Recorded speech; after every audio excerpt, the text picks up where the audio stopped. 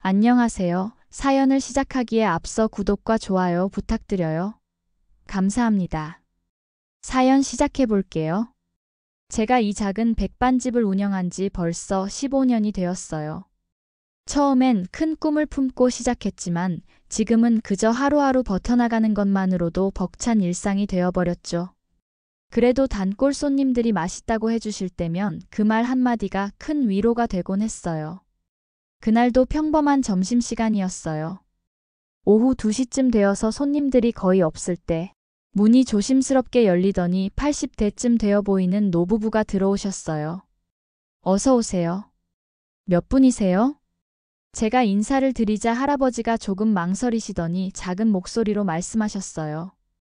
둘이요. 제일 저렴한 걸로. 목소리가 너무 작아서 잘 들리지 않을 정도였어요. 할머니는 아예 고개를 푹 숙이고 계셨고요. 두 분의 모습을 보니 뭔가 마음이 찡했어요. 평소에도 어르신들이 오시면 밥을 좀 더 푸고 반찬도 넉넉히 드리는 편인데 이 두 분은 뭔가 특별히 더 신경이 쓰였어요. 네, 이쪽 테이블로 앉으세요. 오늘 김치찌개가 특히 더 맛있어요. 두 분을 안쪽 테이블로 안내하고 김치찌개 정식을 준비했어요. 평소보다 밥을 좀 더 넉넉히 푸고 밑반찬도 여러 가지 더 올려드렸죠.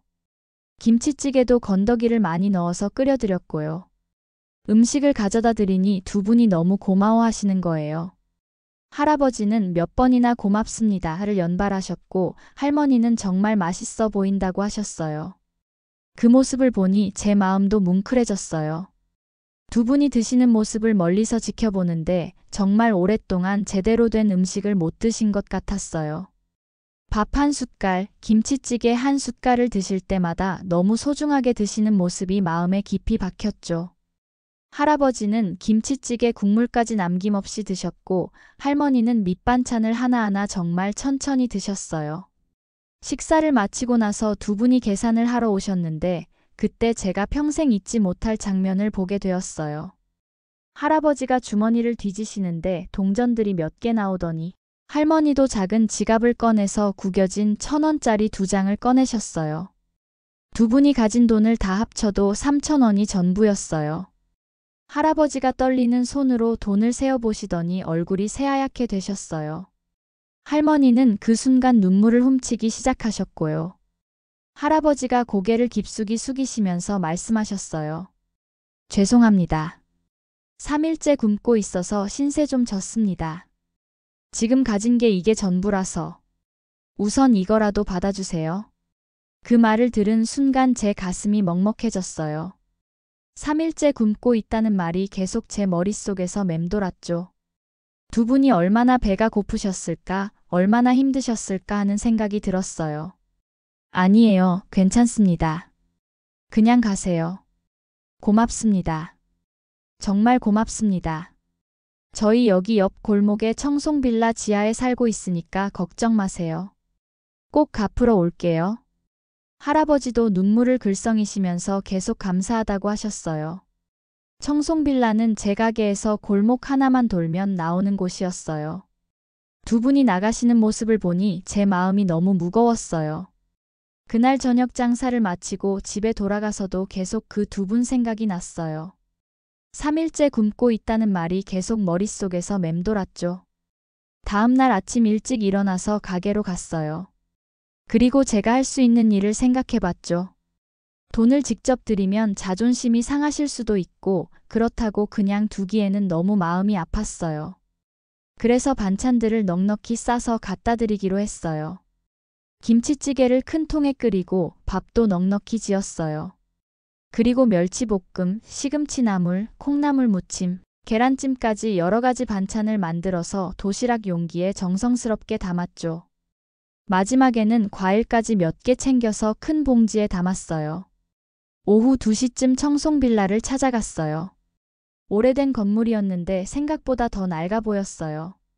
지하로 내려가는 계단이 좁고 어두워서 조심스럽게 내려갔죠. 문 앞에 서니 마음이 두근거렸어요.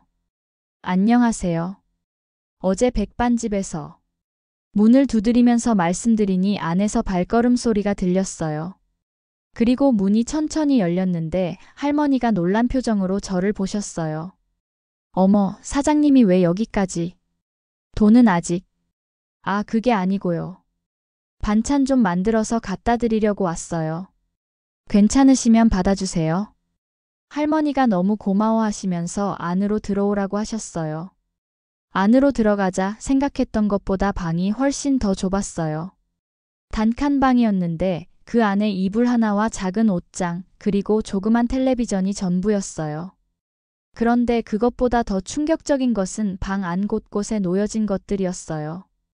벽 한쪽에는 낡은 상장들이 여러 개 걸려 있었고 작은 책상 위에는 두툼한 앨범들이 놓여 있었어요. 그리고 텔레비전 옆에 작은 액자가 하나 있었는데 그 액자를 본 순간 저는 너무 놀라서 입을 틀어막았어요. 그 액자 속에는 젊은 시절에 이 노부부와 함께 찍은 사진이 있었는데 그 사진 속에는 제가 너무나 잘 아는 두 사람이 함께 있었어요. 바로 제 부모님이었죠. 이 사진 속 이분들. 제가 떨리는 목소리로 말하니 할아버지가 제 쪽을 보시더니 이야기하셨어요. 아, 그거 우리가 공장할 적에 찍은 사진이에요. 우리가 아끼던 직원들이랑. 아는 사람이에요? 할아버지가 저를 보시면서 물어보셨어요. 네. 이분들 제 부모님입니다. 그런데 어떻게?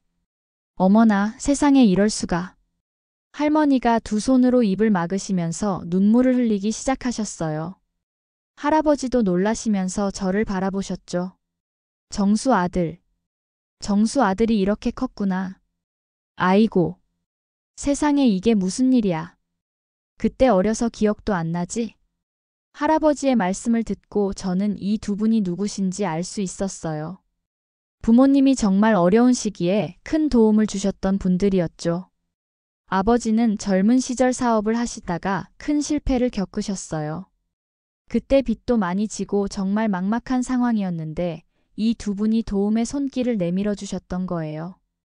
할아버지는 그 당시 작은 공장을 운영하고 계셨는데 부모님 두 분 모두 그 공장에서 일할 수 있게 해주셨어요. 아버지는 생산직으로, 어머니는 포장과 사무 업무를 맡으셨다고 들었어요. 그뿐만 아니라 두 분이 우리 부모님을 정말 가족처럼 챙겨주셨다고 해요. 제가 너무 어려서 기억은 못하지만 사업으로 쫄딱 망해서 모든 걸 잃고 절망하던 저희 부모님에게 공장, 한 켠에 작은 방도 내어주시고 일자리도 주셨다고 해요. 그때 제가 3살 정도였는데 할머니가 어머니와 같이 저를 돌봐주셨다 하더라고요. 저희 부모님도 그 은혜를 평생 잊지 않으셨어요. 부모님도 나중에 조금씩 자리를 잡고 나서 이 두 분을 찾아뵈려고 하셨는데 어느 순간부터 연락이 끊어져서 많이 아쉬워하셨어요. 제가 너무 어릴 때라 두 분에 대한 기억은 전혀 없었지만 부모님이 자주 말씀해 주셔서 두 분이 우리 가족에게 얼마나 큰 은인이신지는 잘 알고 있었어요. 할아버지, 할머니가 그럼 저희 부모님께서 말씀하셨던 그분들이셨군요. 많이 도움을 주셨다고 들었어요. 제가 그렇게 말씀드리니 할머니가 물으셨어요. 정수는 어떻게 지내고 있니? 미순이는? 저희 부모님 이름이었어요. 저는 그 순간 어떻게 말씀드려야 할지 몰랐어요. 부모님이 이미 세상을 떠나셨다는 것을 어떻게 말씀드릴 수 있을까요? 할아버지, 할머니. 저희 부모님은 6년 전에 돌아가셨어요. 그 말을 들은 순간 할아버지는 그 자리에 주저앉으시면서 울기 시작하셨고 할머니도 끝없이 눈물을 흘리셨어요. 아이고, 우리보다 먼저 갔구나. 할아버지가 중얼거리시면서 계속 우셨어요. 저도 덩달아 눈물이 났어요. 이 두 분이 우리 가족에게 얼마나 큰 의미였는지, 그리고 부모님이 이 두 분을 얼마나 그리워하셨는지 알 수 있었거든요. 한참을 그렇게 있다가 할머니가 먼저 말씀하셨어요. 그래도 정수 아들을 이렇게 만날 수 있으니 정수랑 미순이가 하늘에서 이렇게 만나게 해준 건가 보다. 할아버지도 고개를 끄덕이시면서 저를 보셨어요.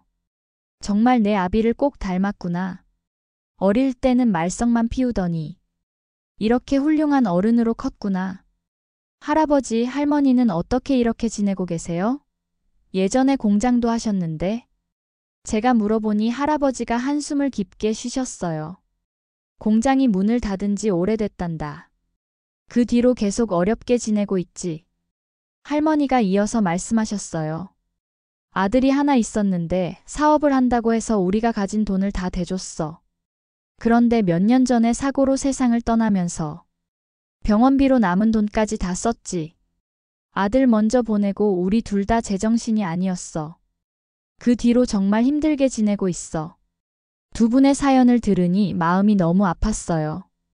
젊은 시절 남들을 위해 많은 것을 희생하셨던 분들이 이렇게 어려운 상황에 처해 계신 것이 너무 안타까웠어요.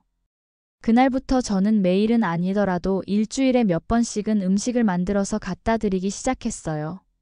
그리고 한 달에 한 번씩은 병원에도 함께 다니고 필요한 것들도 사다 드렸죠. 처음에는 두 분이 미안해하시면서 사양하셨어요. 하지만 제가 계속 부모님 은혜를 갚는 것이라고 말씀드리니 조금씩 마음을 여시기 시작하셨어요. 특히 할머니는 제가 올 때마다 정말 좋아하셨어요. 어릴 때 저를 많이 돌봐주셨던 기억이 있으신지 저를 보시면 항상 웃으셨어요. 그리고 옛날 이야기를 많이 해주셨죠. 네가 요만했을 적에 정말 예뻤어. 미순이가 너를 업고 자랑을 얼마나 했는지 몰라. 미순이가 너 때문에 얼마나 행복해했는지 정말 소중한 아들이라고 늘 자랑했어.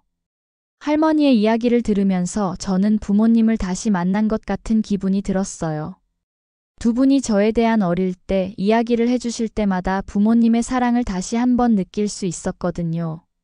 지금 생각해보면 그날 두 분이 제 백반집에 오신 것이 정말 운명적인 만남이었던 것 같아요.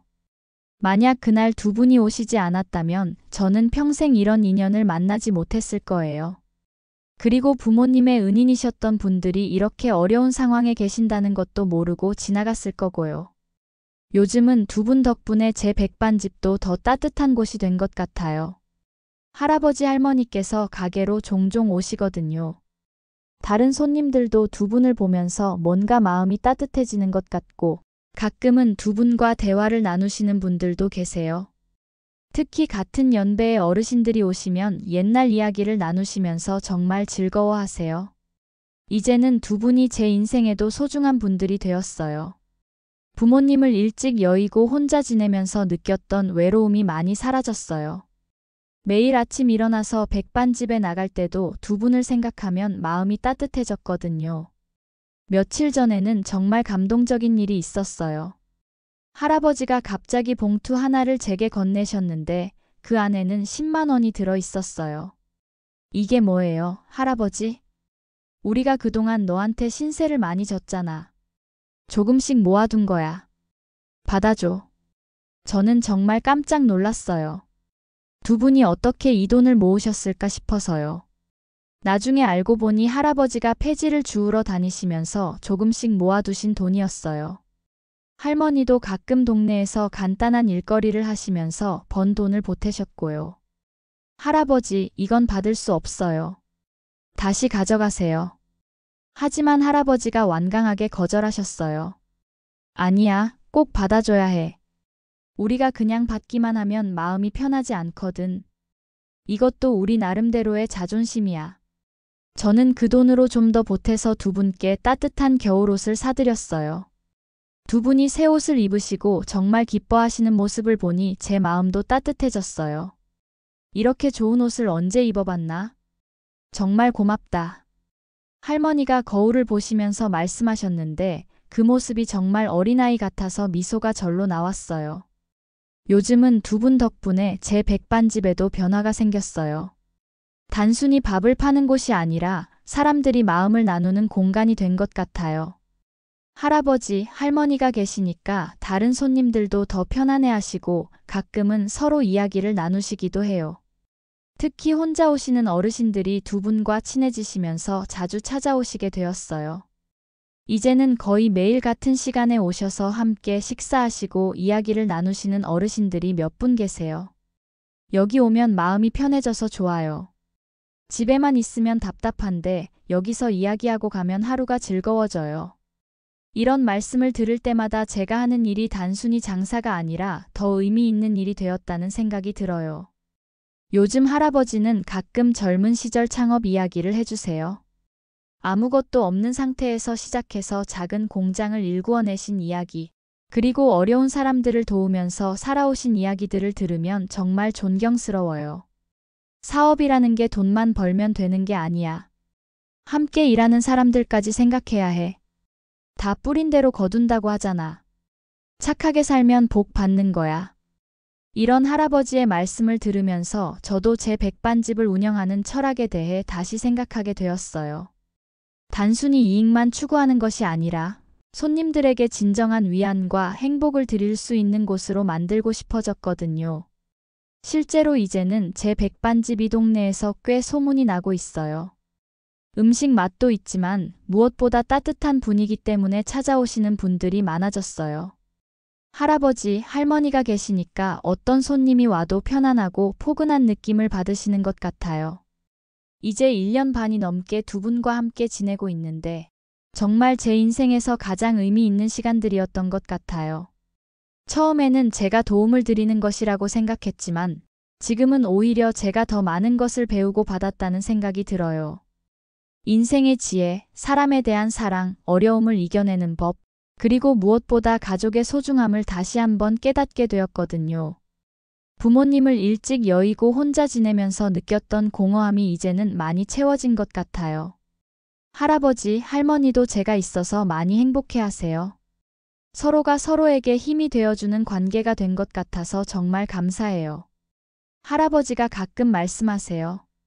인생이라는 게 참 오래 살고 볼 일이야. 우리가 젊었을 때 정수를 도와준 게 이렇게 돌고 돌아서 우리에게 복이 되어 돌아왔어. 정말 그런 것 같아요. 선한 일은 언젠가는 좋은 결과로 돌아온다는 것을 이번 일을 통해 확실히 느끼게 되었어요. 그리고 저도 앞으로 더 많은 선한 일들을 하면서 살아가고 싶다는 생각이 들어요.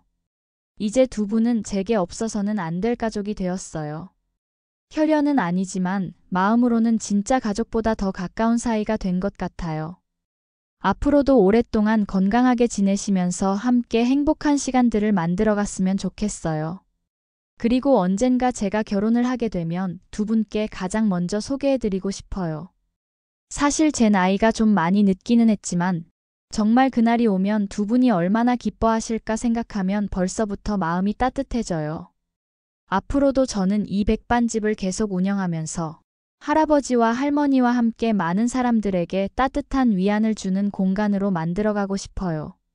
이런 평범하지만 따뜻한 일상이 얼마나 소중한지 모르겠어요. 정말 감사한 마음으로 하루하루를 살아가고 있어요. 제 긴 이야기를 끝까지 들어주셔서 감사합니다. 구독과 좋아요, 알림 설정까지 잊지 마세요.